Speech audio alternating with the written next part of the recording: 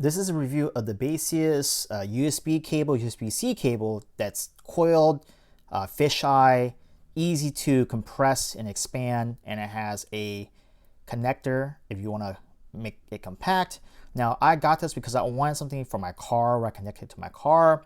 This is my car port charger. This goes to my phone, and I want it to like not tangle, but also not be too long and flying all over the console.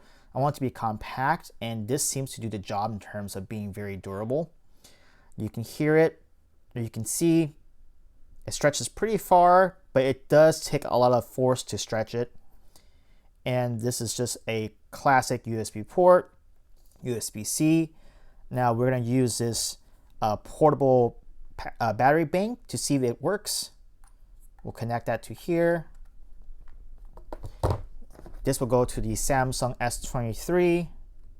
We'll click that, and let's see if it charges. As you can see, it's charging, and it works.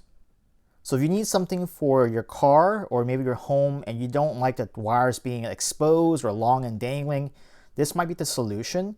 You can also put something here to fish it out. Maybe you can tie this to something. That way you can fish out your cable, or you can connect it with this clip right here.